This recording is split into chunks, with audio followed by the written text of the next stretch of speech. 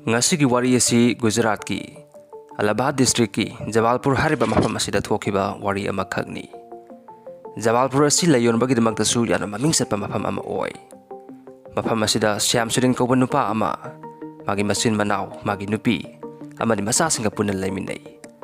Magi family si joint family ni. Haibadi magi mari mata ayama kudimak yum asida punan laiminai. Shamsuddin asi ngalingai matamda taxi driver ama oirami. Adubu mahagna sinfam asi thadokuna atopa sinfam amada mai onsilaki. Mahagna nauna paikhalangliba sinfam asina construction work ki thabakni. Haibadi yum saba aso-asoba building saba ki thabak asida mahagna mai onsilaki. Sinfam asi Shamsuddin gidamakdadi yamna khusabi sinfam haibadu oire.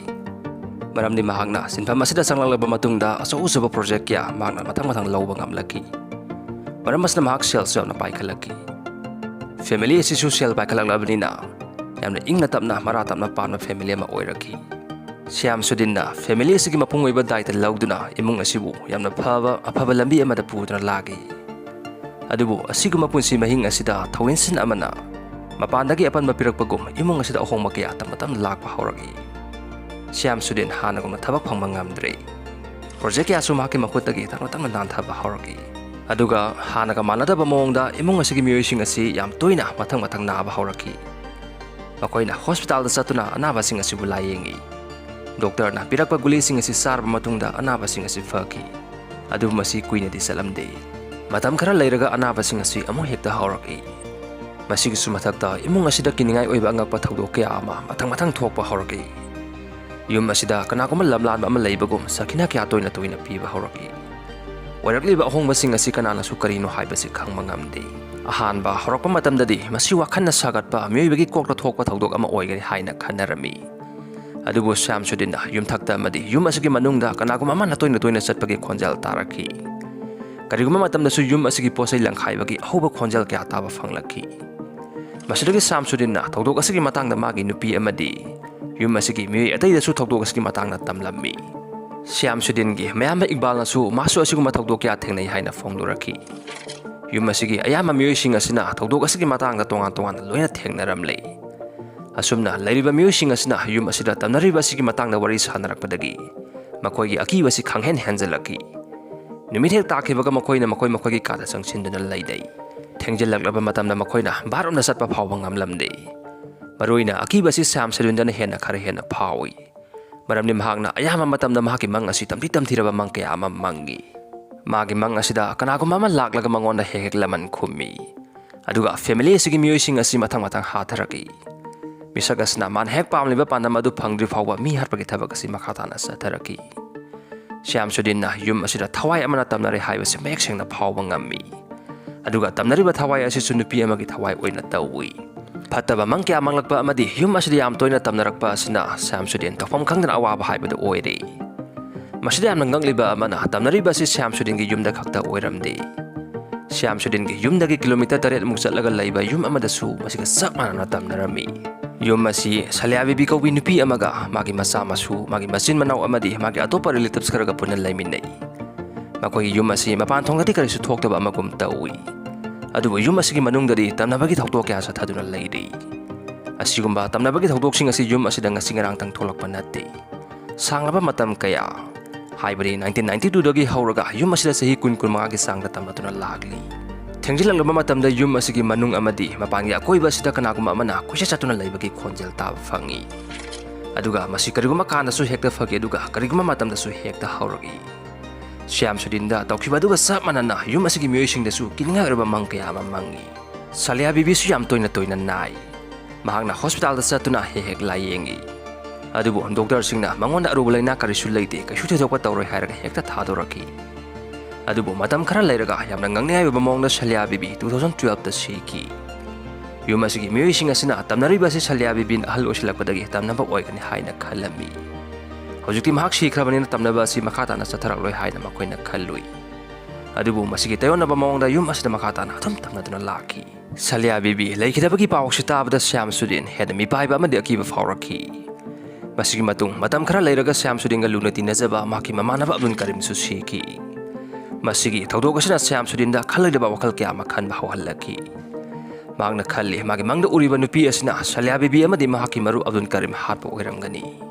Matam khara lairaba matungda Salia Bibigi yum asida Tamnaba hanjalakpadagi yum asigi miyuising asi mafam asida laiba ngamlaktabadagi yum asid hadoktuna satki adubu makoina yum asi puraira hadoktuna satkibadi natti makoina maramarakta yum asida laktuna hingkya lekpa yawi adubu Tamnabagi thabak asiti makhatana adum sathaduna lay masida yamna ngaklibadi yum asigi yumlonaba imungsingdadi Tamnabagi thabak asi amata thokti aduga yum asida lakpa topa miyuisingdasu thawai asina aki akang amata pokhande sumnatagi Shamsudin amadi Salia Bibigi family asigi miyuising asi khaktada thawai asina tamnai aduga aki akang kya su pokhalli matam asi asum haujan khibana 2015 yaushilaki matam asida Shamsudin asi heart attack na maram oraga laikide haina wawa sandoraki aduga magi imung manung su mafam asi laiba ngamlaktabadagi mafam asi thadoktuna atopa mafamda lairami makoina khalli karigma mafam asi makoina thadoktuna satlabadi makoi akiba si kokani aduga Tamnaba asi suphakini adubu masigi bud asidi makoi bu thadoktuna hekta salu haiba yakide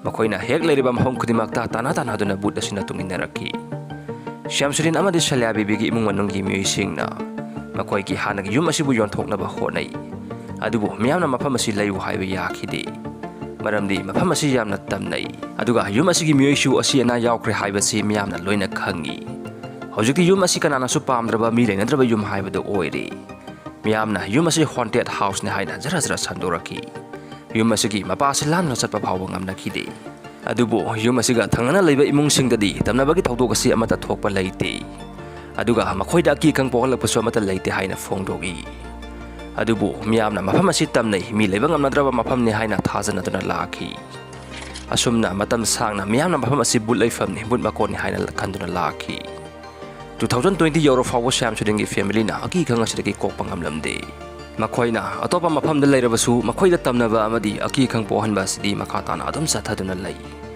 masidagi makoina sumna tawduna leibasi yararoi masigi permanent oiba solution ama putoktaba yararoi khalaki Paramasna makoina tongan mafamgi maiba kya kautuna fatraba thawai asibu tanthoknaba honai laitinggi matangda khangba amadi miyamna masifai harakpa miyoi kudima kautuna duk thangmai thaduna thawai asibu tanthoknaba makoina honai laison dison tawringai duk thangmai thaduna puja tawringai matamdadi Tamnaba si khara makai hekta fai adubu masi hekta horagi maiba maibi kya nektuna yam toina puja tawsalakpa sida yum masigi yamlaba sel solution kre adubu thawai asidi sungsat salu haiba yadre man hek pamliba miyuising asina awana tadri fawo mahakna makhatana adum tamnaduna lei kariguma matamda su miyui kharana makhoi problem asi makoi solve tawba ngamgani haijanduna thoram kya pangthoktuna yum asidagi yamlaba sel kya masul lawbi maram asina family asi yamna awabagi tangkak amada yaushilaki nongma Shamsudingi mayama Iqbalna maiba ama thengnai handak thengnariba maiba asidi atai maiba sing asiga manade hana thengnakiba maiba sing adudi puja tawse laitin khuramse haina hana hekta hairagi adubu handak thengnariba maiba asidi puja tawbagi wafam asi sungpan het palakte mahakna thawdok asi karamna thogi karama matamdagi hauraki aduga masina akiba pokhaliba sina kanatono haiba si mayak chengna khangba pami maramasna mahakna Iqbalda thawdok asi marik chu mafam khudimak aingonda hayu natrabadi masi hekta lotion ma yaroi hairami masdagi Iqbalna maiba sida thawdok asi maramna mahana hek khangma wafam khudimak loina tamlami maiba sisu Iqbalgi wafam asibu munna tari Iqbalna wafam kudima haiba loraba matungda maiba sina hairagi Salia Bibigi imungdagi thabak asi haudaba yaroi maruiba laitingi oiba thabak thawrong kudimak mafam asidagi pangtokpa haugadabani yum asi sahi taruk tareki mamangdagi mi leinadre haiba si maiba sina su khangi maramasna maiba sina irai khudingi mafam aduda chatuna lai khuramse hairagi masigi matungina makoina irai khudingi mafam aduda chatuna laitingi oiba thawrong kya pangtokpa hauragi Salia Bibigi yum asida atopa khundagi mi sanglaktuna duk ai kya thadna puja kya toina torokpa asida khun asigi miyuising asida akiba mapokhalagi tawriba thabak asina khun asida aki khang pokhalakpa yai khanbadagi khul asigi miyoi amana police ta pau pirami masidagi Ahmadabad crime branch na thawdok asigi matangda yengsenba hauraki haujuti makoina khun asida irai khudingi duk thangmai thadna puja ama pangthokle haibasi khangba ngamle police officer kharana fijam setlaga thawdok asigi matangda lona yengsenba hauraki makoina imung asigi miyuising asida hakthengna wang hangba si pamde asigi mohuta makoina family asigi background mafam asida lakleba maiba maibising asi kanano haibasi hana thizilaki Iqbalna yum asigi akopa wari haidokhiba haujina lai khuramagi thabak asi pangthokleba maiba asida hangbadagi policing asina yamna maruiba wafam ama khangma ngamle madudi Salia Bibigi yumfam asida nupi ama kuirabagi mamangda hatoktuna phumjanki aduga thawai asna mafam asna ngaihak leitana tamnaba amadi aki khang pohonbagi thabak kaya ama sadhatuna lagli maibasna hairakpagi matung ina nupi asigi thawai asi mafam asida chu kariguma kana uba fangi maibasiga unaba lorba matungda police sing asna Iqbal gi manaw nopa Riswal Khedawala ga hakthengna unaki maka wari sanaruba asidagi case asi tongan ma maikai amada lakre police sing asna Syam Sudingi family ga hakthengna wari sanaba hauragi makoina ihan hana halakiba wahang asi Syam Sudin kadai laikre haibasni family sigi musing asna mahak 2015 da heart attack na maram oiraga laikidre haina khumlagi masragi police sing asna mahake mongpham kadai lai karama hospital da mahak laing laki mahak heart attack na maram oiraga sikhibini haibagi sabsaba report piyo haina kanna takshilaki adugo masigi wahang asigi pakhom asi kanamatana piba ngamlamde yumlon kerona ba musing da hangma matamna su Syam Sudin gi asi baksang asi amatu uhodi haina fongdoraki masragi police sing asna khangma ngamle madudi Syam Sudin sikre ba phom asi mahak ki family na haijan bani makoina yum asigi aron ma wari ama losan ma yana bagidamak Syam Sudin sikre ba phom asi lana sandok pani haibasi masigi matungda police na mathang wahang halakma tamda Salia bibi ki masanapi lawwa Sadiq Khan da wahang hanglami Sadiq Khan na case asigi matangda yamna marui ba phom ama so haidorokle mahakna hairaki yum asigi guha ama da nupi ama hatoklaga phumjan ki basi aina uhawi nongyam kana suba hinga mara thokdok asi pangthokibani masigi matung tarakpadadi nupi asigi maramda kanaguma amatana karimta hairakidre thokdok asi thokrama matung tha khara leiraga yum asida angakpa thokdok kya matang thokpa hauraki tabda kiningai olba khonjel amadi mi amana chatpagi khonjel kaya matang taba hauraki police na makhata na wahang hanglakpa matamda Sadiq na hairaki imung asigi mi ataina mafam asida nupi ama phumjan ki haibasi khangde thokdok asi sumdagi mi khara khaktana pangthokiba thokdok amani police na masigi wafam asibu losanduna thamki paramni makoina masigi paw asi lek ohen basi pamkhide nakan namaromdana police na Syam Sudingi mayam Iqbal bu police kasadi da puraktuna wahang hang bahoraki karimaram gi nakoina tongan ma laitin kuramagi thabak asi satharibano hanglakpa mathamda Iqbal na hairaki matam kya gi mamang lagi akoi gi imungda phatraba thawai amana tamna duna lagi kanagomana akoi gi imungda black magic tokshan ba mali maramasna akoina laitin kuramagi thabak asi pangthoklibani Iqbal na police sing asna makoina nekliba maibadra wahang kya hangkre aduga maibaduna asuma bahong haidokre haibasti mahakna khangmanati aduga police ki manakta Sadiq lai haibasi sumahakna khanglamde maramasna makoina nupi ama hatoklaga phumjan ki haibagi wari ase Iqbal na asuma bafam nati oidabani haina kange yetuna lai masragi police na magi mamang maktada Sadiq pusilaktuna wahang hang bahoraki haujukti Iqbal chenpham leitre Sadiq na makoina tokhiba thabak sing adu police ki mamangda amungana loina haidoragli Iqbal upai lektabdagi makoina tokhiba phatraba thabak sing adu loina haidoraki maki manaw nupa Syam Sudin su sikiba nati makoina tokhiba mihat adu losan ba yanaba makoina Syam Sudin sikre haijan khibani haibasi mahakna fongdoraki police sing asna nauna khongal liba information asre yompham oiraga mihat asi amungana thijan bahoraki makoina Syam Sudin asi Allahabad ki sidai amada masak lotuna taxi driver ama saadun leire haibagi paw phong mangamki nakan amaromduna police ki team amana forensic team amaga loina duna Syam Sudin gi yumda laki makoina leibak tawula sijina kadaba khulai ki asu mafam aduda putuna laki aduga nupi adubu phumjan ke mafam ni haina claim tawrba mafam adu ayukta ki taw horaki makoina matam kya sang na tawrba matungda leimai dagi fit kulluba mafam dagi saru syang kya mafang mangamle aduga mafam asidagi sanagi khudup amasu phanglammi saurangna makoina mafam asidagi pibam soklaba saru taran palom phang mangamki mafam asidagi phanglakliba khudimang asi makoina medical expert singna thadna thokdok asigi matangda akupa warol khangnaba honai police sing asna Iqbal na fongdorliba mafam asi sabsana thajaba ngamdabadagi nupi asigi khongulliba hauraki Iqbal na harakpagi matung ina police ki team ama Dolka taluka hariba mafam asida lagi mafam asigi miyo kya unaraba matungda police na Liaquat Ali kauba nupa amagi yumda sanglagi Liaquat Ali ki masin manaw taruni mari amana nupa ni aduga ani amana nupi ni adubo laibak thibadi Liaquat Ali gi masin manaw ohumdi laikhidre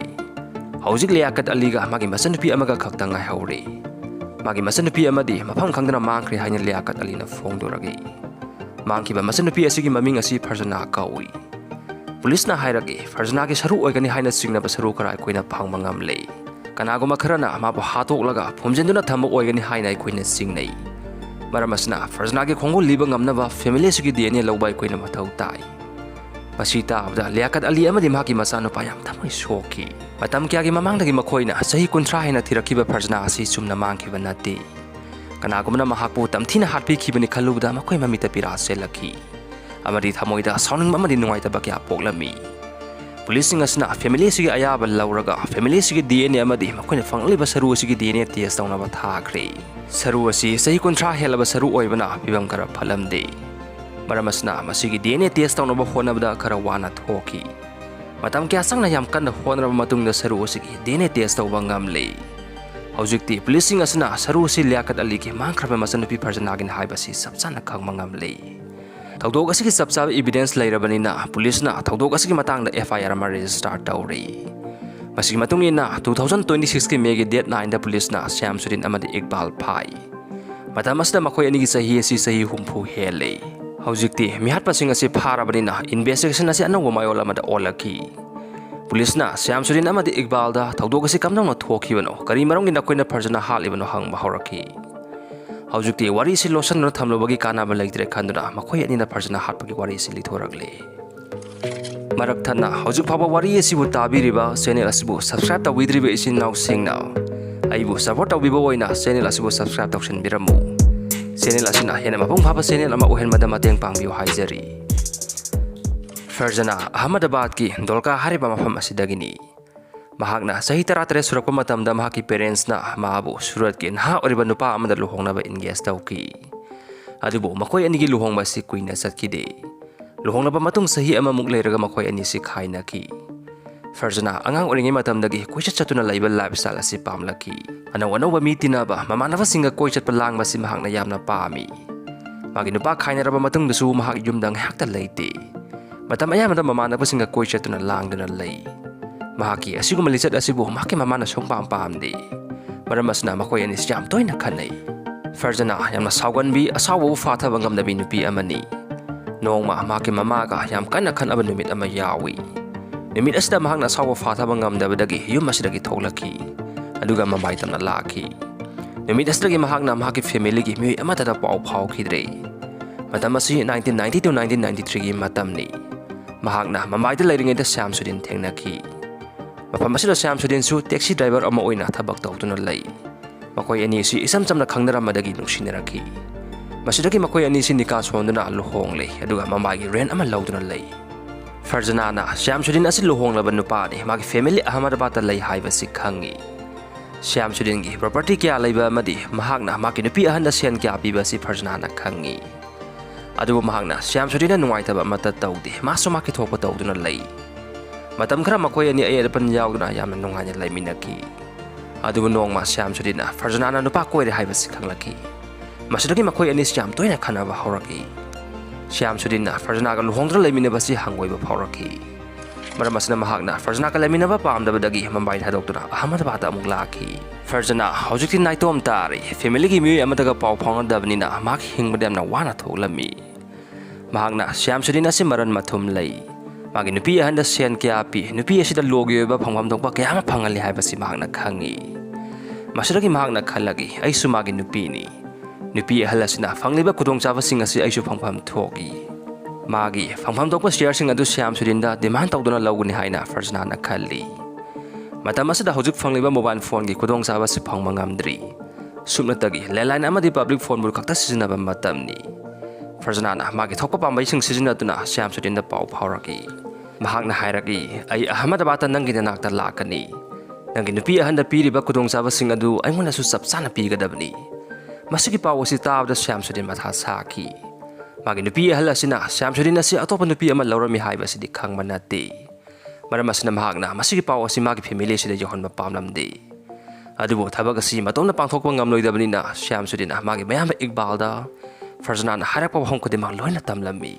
Shamsuddin na maga yam na luna tinazaba mamanaba Abdul Karim da magi problema si kamdaw na solve to sige hay na kanan na narami. Abdul na hayragi.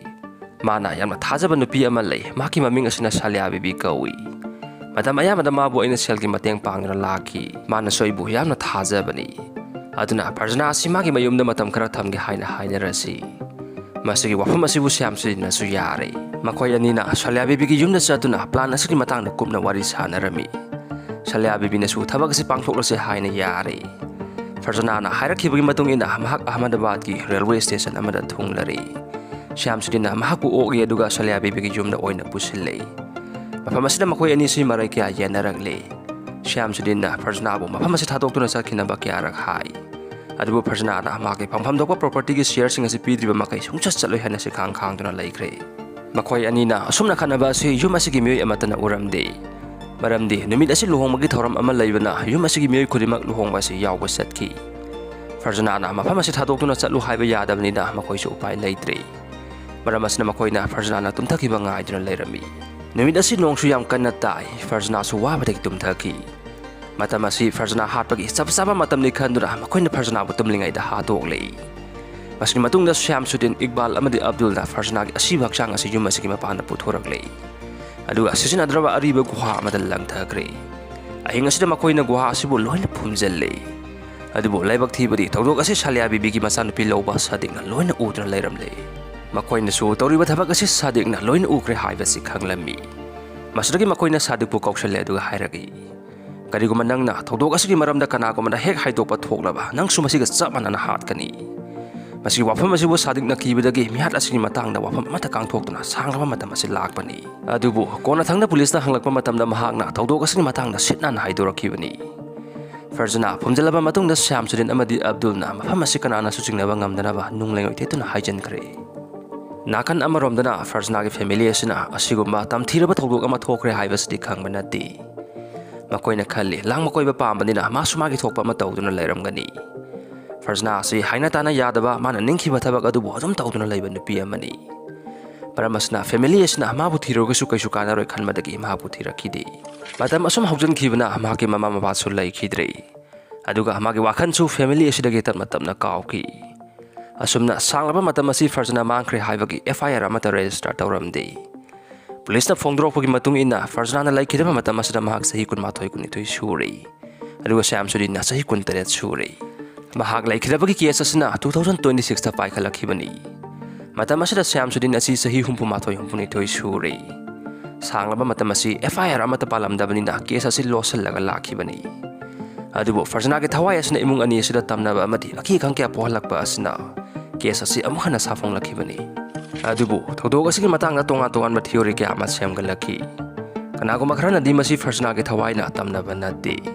Makoina Farzana hatroba matungda makoigi wakhanda akiba kya sagona duna laikhiba oiramgani. Masi makoigi wakhanna Thawaina semgalakpa oigani. Kariguma Thawai asina tamna duna Salia Bibi amadi Abdul hatkiba oiragadi. Thawai asina Iqbal amadi Shyamsuddin ju soidana hatkini. Adubu makoi ani asi wakhanda akiba khara poklebasu karisu tawduna lei. Shyamsuddin na yum thadoktuna lotuna laikhibadusu makoina Thawaina sinkibani. Maramdi Salia Bibi amadi Abdul sikraba matungda tamnabagi wari kya sandoraki. Yum asi mi leiba ngamdre haidra thadoktuna sanaki. Masigi tawdok asina yum asida kari thokrabagi haibagi khongol soidana lirakani haibasi Shyamsuddin amadi Iqbal na khangi.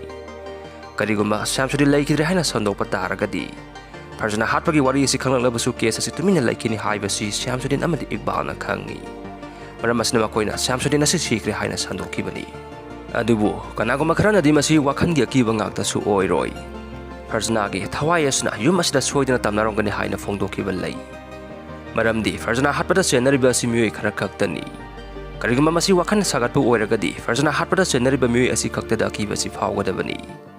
Adubu tamnaba amadi aki khang pohanba asi yum ani asigi miyoi khudimakta phawki. Maramasna masi wakhanna sagatpa ngakta su oiroi. Thawai asina yum asida tasengna tamnai haibasi masina mayek sengna ulli. Tawdok asigi matangna tongan ma theory kya semgalabasu masida yamna kaman oiba wafam amadi leiri. Madudi samasna yadaba fataba thabak tawruriba mihatpa sing asi asumagi mafamdagi lotuna leiba ngamde. Maram ama natraga amadagi mahakpu isona serak soidna piraki. Asumna matam sangna lotuna leirurba case asi sahi 13 gi matungda solve tawba ngamki.